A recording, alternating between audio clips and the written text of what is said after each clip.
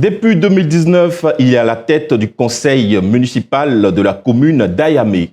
Coordinateur adjoint de fédération PPACI, le Parti des peuples africains de Côte d'Ivoire dans la région du Sud Comoé, il est en marche en alliance avec le PDCI, le Parti démocratique de Côte d'Ivoire, pour sa réélection aux échéances électorales du 2 septembre prochain. Son bilan en 5 années de règne à la mairie d'Ayamé, les raisons d'une alliance politique pour les élections municipales à venir, son programme pour un autre mandat.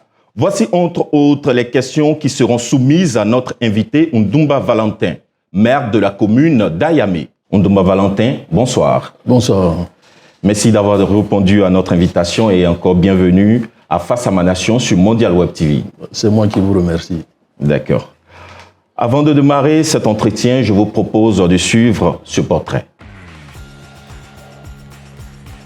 Maire de la commune d'Ayamé depuis 2019, Ndumba Valentin est professeur titulaire docteur d'État en hydrobiologie, spécialité histioparasitologie à l'UFR Biosciences de l'Université Félix Houphouët-Boigny de Cocody. Chargé de la planification, de la programmation, de la coopération interuniversitaire et des relations internationales. Anciennement vice-président de cette même université de 2006 à 2010. Expert national en biodiversité auprès de l'ONUDI, le professeur Ndumba Valentin a plusieurs études d'impact environnemental à son actif. Actuel membre du conseil d'administration de la Fondation pour les parcs nationaux et réserves de Côte d'Ivoire. Au plan politique, il est le coordinateur adjoint du PPACI, Parti des peuples africains de Côte d'Ivoire, pour les fédérations de Adaou, Yaou, Ayamé et Biennois dans la région du Sud Comoé, au sud-est de la Côte d'Ivoire.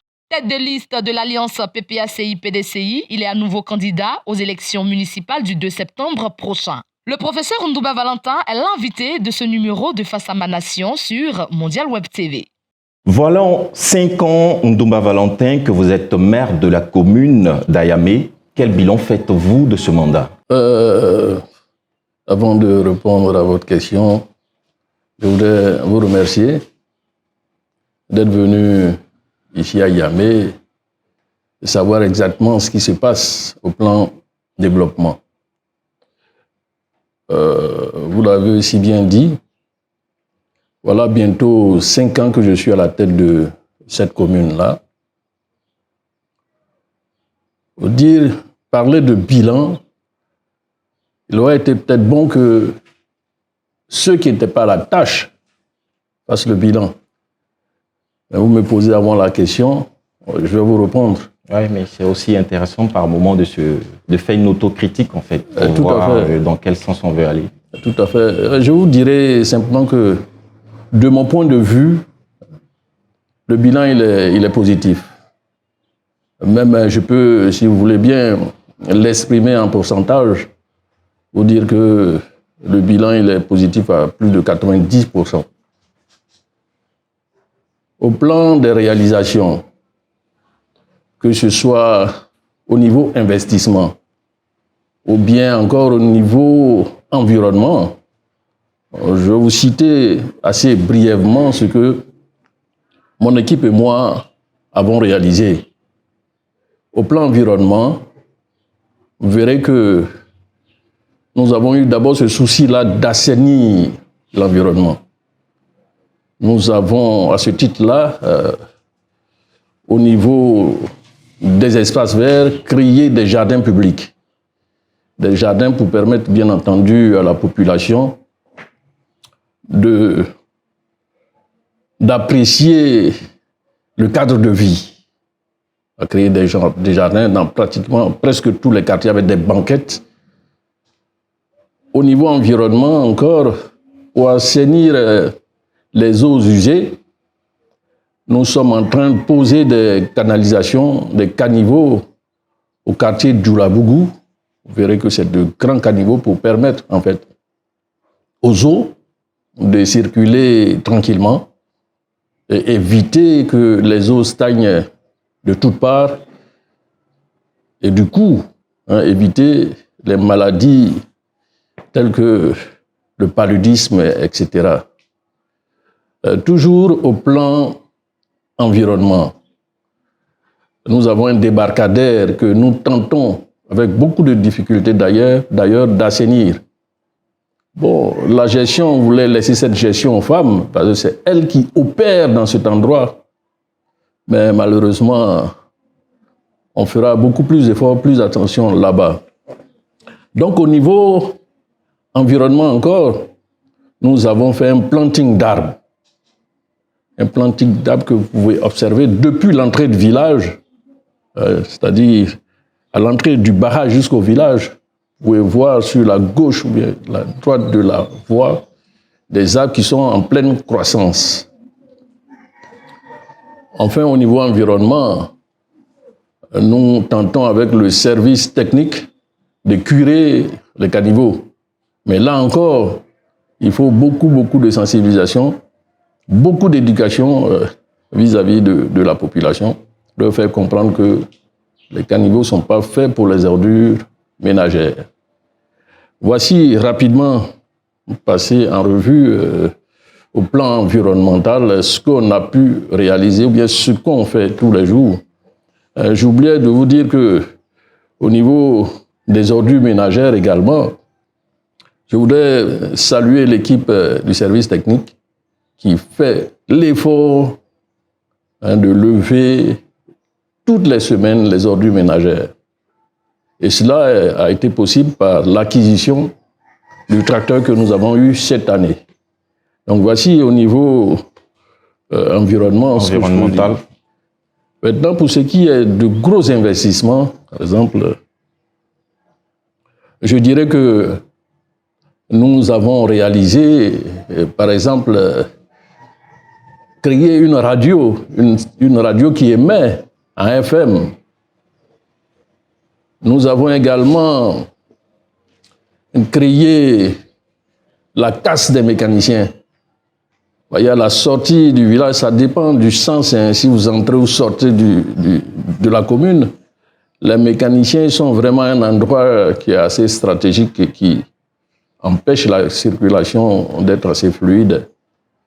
Par conséquent, nous avons décidé de créer une casse qui va en fait permettre aux mécaniciens d'être hébergés là-bas et de véritablement libérer la voie qui va permettre aux usagers de circuler tranquillement.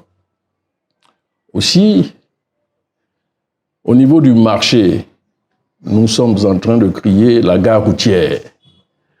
Les travaux sont relativement avancés. Hein. Ce sera une gare routière de grande envergure, compte tenu de la position que Ayamé occupe en allant du côté de Bianois, bien allant du côté d'Aboisseau, pour tendre vers Noé, Ghana, etc. Et juste avant cette gare-là, nous avons construit un pont. C'est ce pont, en fait, qui relie la voie principale et le marché.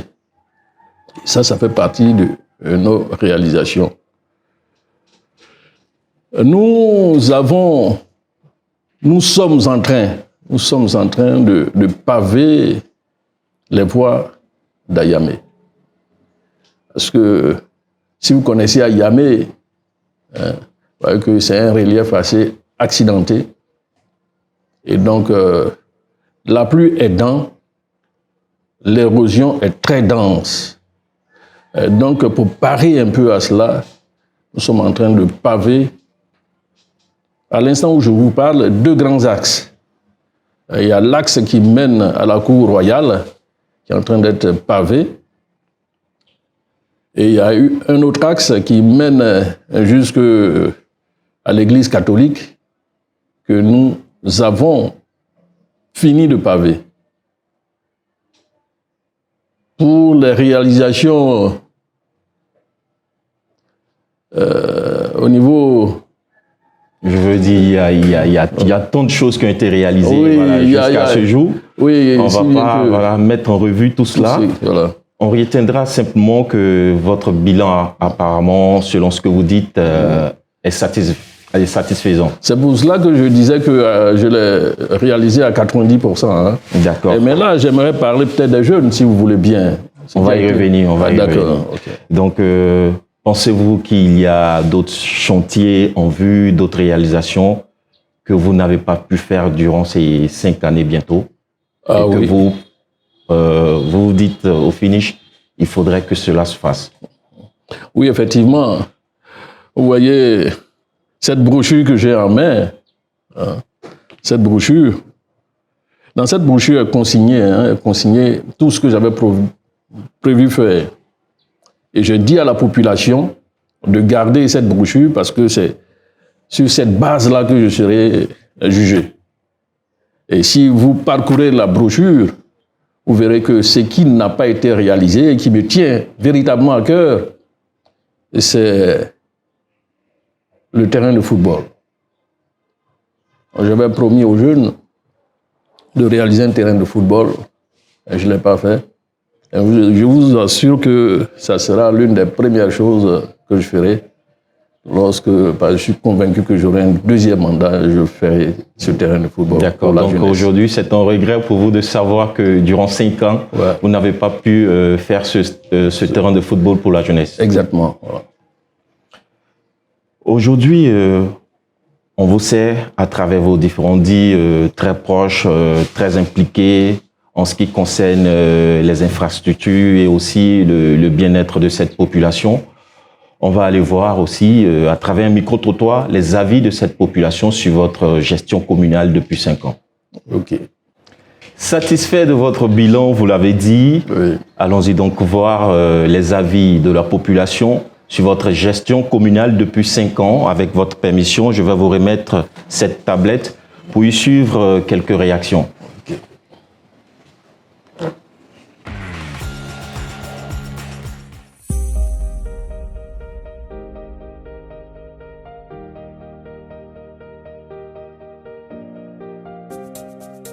Monsieur Ndouba Valentin, c'est un monsieur que j'estime beaucoup.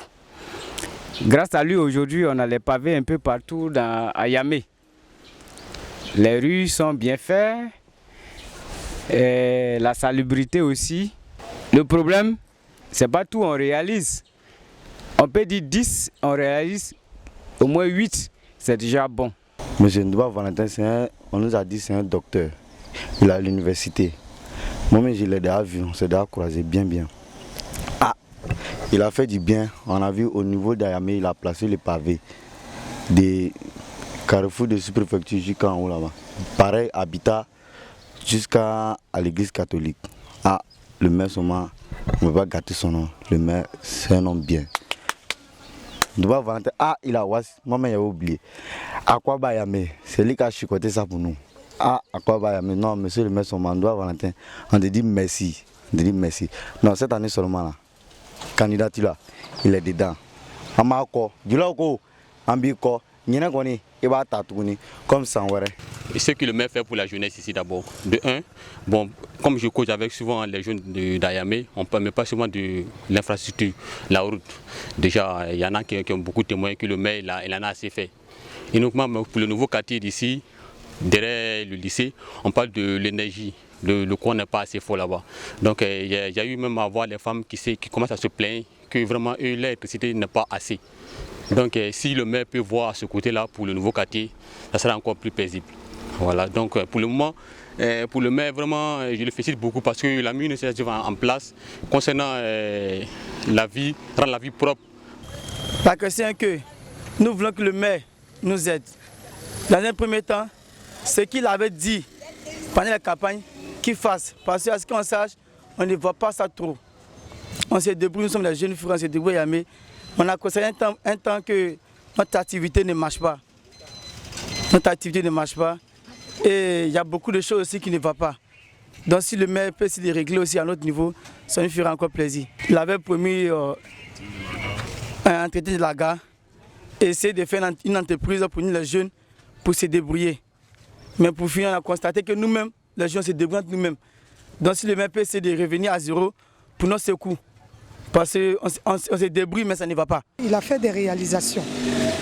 Exemple, il y a un pont qui relie le marché à la voie d'Acrissy, qui a été vraiment très très bien fait. Parce que la dernière fois, quand il a plu, je suis allée même exprès voir, la hauteur est très bonne. il a très bien fait. Il a très bien fait le pont, sans compter comment on appelle ça, les espaces verts, qui a été vraiment très bien fait aussi, avec des fleurs.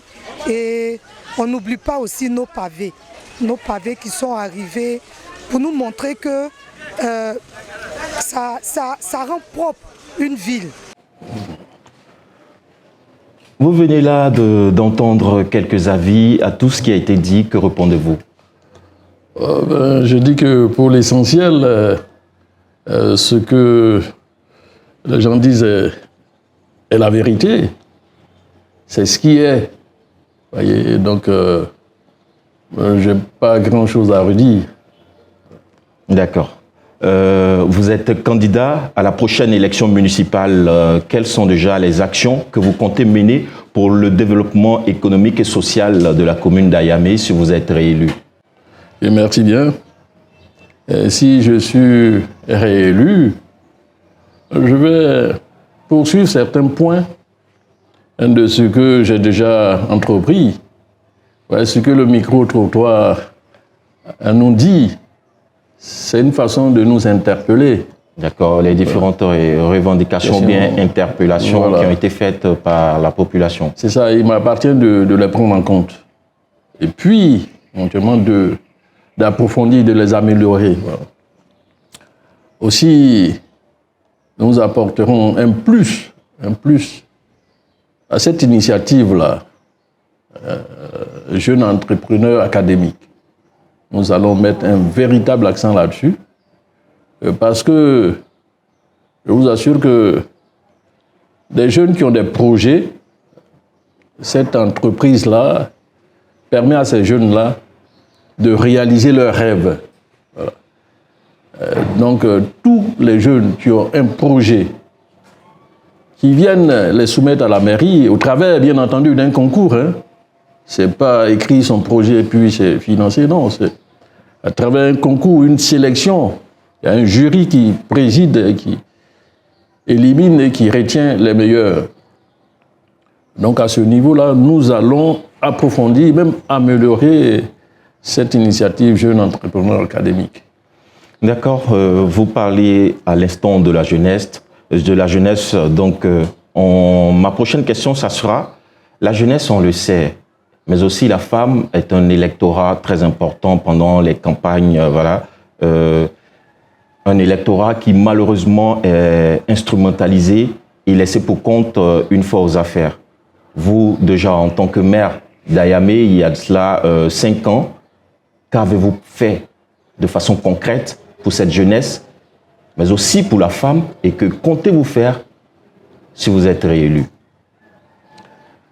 C'est ce que je vous disais tout à l'heure, mais quand on parle de jeunes entrepreneurs académiques, vous voyez que c'est pas fermé.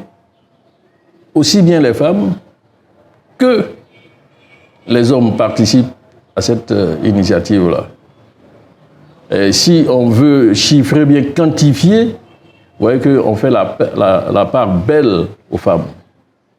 À chaque édition, il n'y a pas moins de 30 femmes qui sont primées.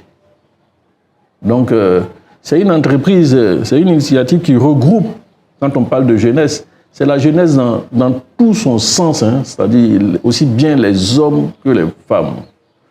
Dès que le micro-trottoir, il y a des femmes qui sont installées, qui exercent, depuis que nous avons créé cette initiative-là, qui se prennent en charge.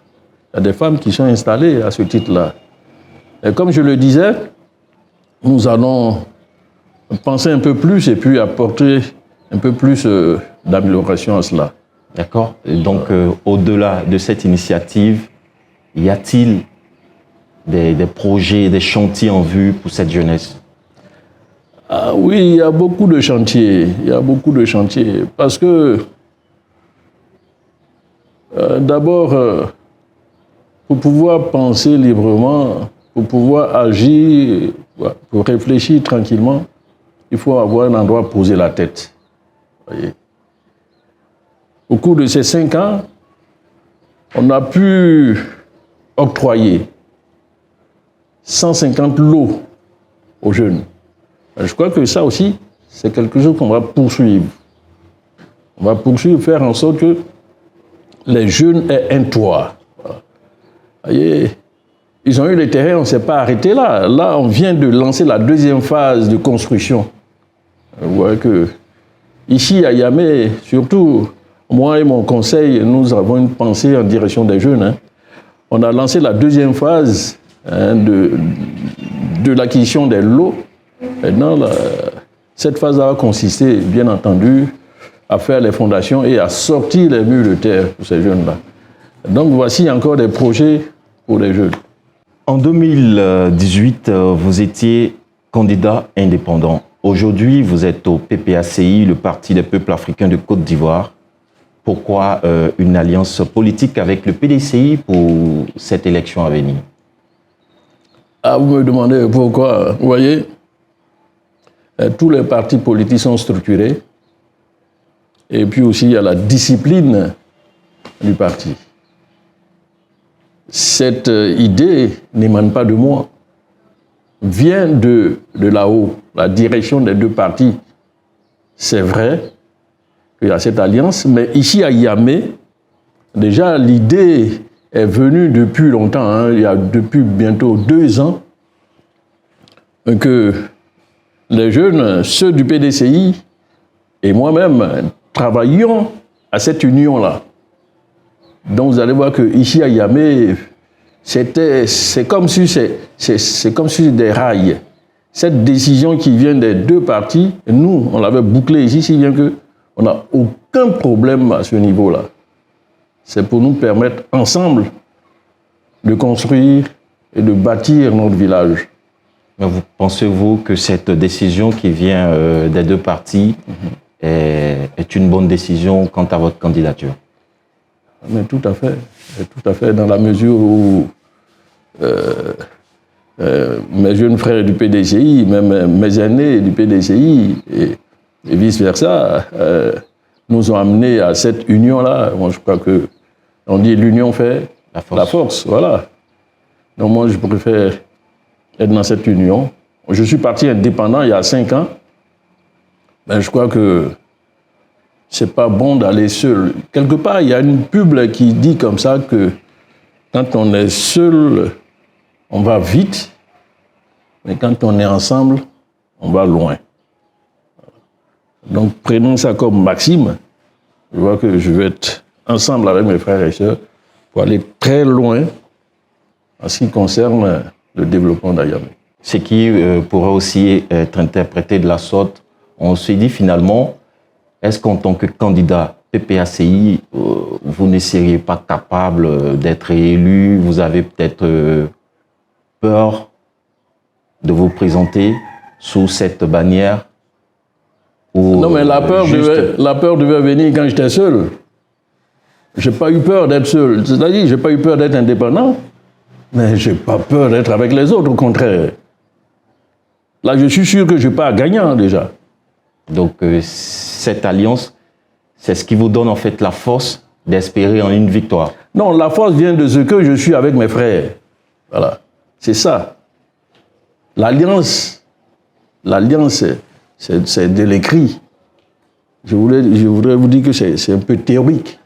Mais sur le terrain, je suis avec mes frères du PDCI, du PPACI, et même il y a ceux du PIT qui sont venus me voir il n'y a même pas une semaine. Voilà. Et donc là, au contraire, hein, je suis fort. Vous vous sentez bien entouré et fort désormais? Exactement. Finalement, la question que j'aimerais vous poser, c'est de savoir, n'est-ce pas là l'expression d'une quelconque peur face à la candidature du parti au pouvoir, le RHDP? Peur de? Peur de cet adversaire qu'est le parti au pouvoir, par exemple, en cherchant à vous allier à d'autres pour votre victoire? Non, pas du tout. Le parti au pouvoir, certes, le parti, c'est un parti au pouvoir, mais personnellement, moi, ça ne me ferait pas. Hein. J'ai battu ce parti quand j'étais indépendant. J'ai aussi bien affronté en 2018 et le FPI. En son temps? Oui. Et le RHDP et le PDCI. Voilà. En 2018, vous voyez que, allant en indépendance, je dis que j'ai battu ces 3 partis. Et puis voilà que mes frères du PDCI viennent. Vous l'avez dit, avec le PDCI en alliance, vous vous sentez fort. Et aussi, vous avez déjà battu vos différents adversaires en 2018. Et donc, pour vous, il est notamment, je dirais, bien évident que cette fois-ci, cela soit une victoire incontestable pour vous. Oui, mais référez-vous à mon bilan. Le bilan en dit long. D'accord, donc pour creuser un peu, aller un peu plus loin, c'est de savoir quelles sont finalement vos armes, vos forces, vos avantages face à vos différents adversaires pour cette élection. Ok. Ma force, mes armes, oui, face à ces adversaires, c'est juste une stratégie. Laquelle des stratégies? Ah non, mais je ne vais pas vous dévoiler ma stratégie ici. C'est juste la stratégie, voilà. Une bonne stratégie. Vous avez écouté micro-trottoir, mais je vais tirer beaucoup de leçons de tout ce qui a été dit. Voilà. Et avec ça, déjà ça, c'est une stratégie pour moi.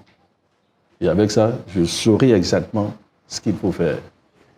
Et quand on vous critique, par exemple, ne prenez pas ça en mal. Écoutez bien la critique et tirez l'essentiel de la critique. Ne prenez jamais une critique en mal. Donc, moi, je sais qu'à partir de la stratégie qu'on mettra en place, ou bien qui est déjà en place, nous allons vaincre nos adversaires. Alors, ce n'est même pas des adversaires, nos frères. D'accord. Donc, votre force vient des critiques des uns et des autres quant à votre gestion. Ouais. Mais il fallait que vous soyez critiqué pour que vous vous sentiez fort. Oh non, mais ouais, que si on ne vous critique pas, est-ce que vous-même vous pensez que vous êtes juste, vous êtes bon, vous faites tout bien? Non, je ne crois pas. Je ne vais pas me lancer dans des écritures de la Bible ou bien du Coran. Vous voyez que même ces personnes-là ont été critiquées, mais elles ont gardé pour elles ce qu'elles sont. Voilà. L'essentiel est de marcher droit et de toujours partir devant. Il ne faut pas se fier à des critiques qui vont vous amener à reculer. Non. Moi, ce n'est pas mon cas. Moi, j'avance. J'avance. Si votre critique est bonne, je vous salue. Merci beaucoup et je continue. Ouais. Donc, c'est quoi la bonne critique pour vous et la mauvaise aussi? Oh, mais ça dépend de la critique. Parce que dans toute critique, ne dites pas que il est en train de m'insulter ou bien me faire du mal. Non, quelquefois, il y a du bon dans la critique. Mais si on rejette d'emblée toute critique, je crois que là, il y a un problème. Voilà. Moi, j'admets, j'accepte les critiques. Et je sais tamiser la critique et puis en tirer du bon grain. Voilà. Donc, que vous soyez critiqué dans le mauvais sens, quitte à votre gestion de la commune d'Ayamé, pour vous, c'est une force. Ah non, mais faut pas. Il y a des ragots aussi. Hein. Quand je vois que vraiment ça n'a rien à voir, écoute, je mets ça à la poubelle. Voilà. Mais quand j'écoute la personne qui parle, et je sais que, mais dans le fond, quand même, il y a un petit quelque chose de vrai. Voilà. Il faut l'utiliser. Et c'est sur ça que moi, je fonde ma stratégie. Voilà. Cette population qui, comme vous le dites, dont les critiques vous servent pour votre élection ou encore pour votre victoire au soir du 2 septembre, quel serait finalement le message que vous pourriez adresser à cette population pour qu'elle vous reconduise pour un second mandat? Merci. Ouais, déjà, je brandirai je brandirai cette revue-là à la population. Je leur demanderai, qu'ai-je dit il y a 5 ans? Je leur dirai simplement, je vous ai bien dit de garder ça dans vos malles. Et je leur ai dit, je répète exactement ce que j'ai dit il y a 5 ans, je leur ai dit de garder ça dans leurs malles, de mettre même la naphtaline pour ne pas que les cafards émiettent les pages. Je leur dirai, regardez ce document et dites-moi ce que je n'ai pas fait. Tout ce que j'ai promis, ne l'ai-je pas réalisé, à part, bien entendu, les peut-être 10 autres %, ne l'ai-je pas réalisé. Et si vous êtes convaincu de la chose, mais reconduisez-moi.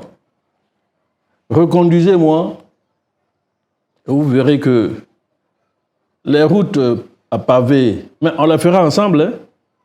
Vous, les jeunes, vous, les adultes, les femmes, les enfants, on les fera ensemble. Si vous voulez que tout à Yamé soit pavé, n'hésitez pas, hein, portez votre choix sur moi. Vos bulletins, regardez-moi, vous me connaissez, la tête blanche, la barbe blanche, c'est ce bulletin-là qu'il faudrait mettre dans l'urne. On aura beaucoup de choses à faire, vous les jeunes. Ah oui, la pisciculture, je vous invite, venez. On a mis en place cette coopérative de la pêche-là, mais il y a encore la place pour vous. Il y a encore la place.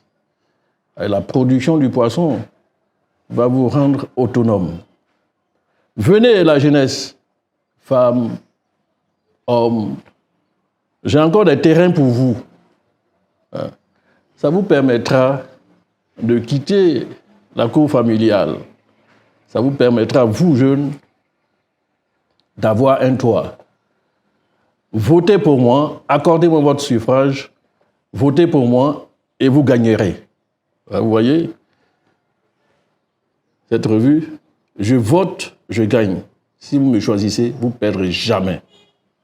Donc je vous invite à me faire confiance et à me suivre. Ndumba Valentin, merci de votre participation à cette émission. Bonne chance pour cette élection municipale à venir. Merci à vous, chers amis internautes, de nous avoir suivis. À très bientôt pour un autre numéro de Face à ma Nation sur Mondial Web TV.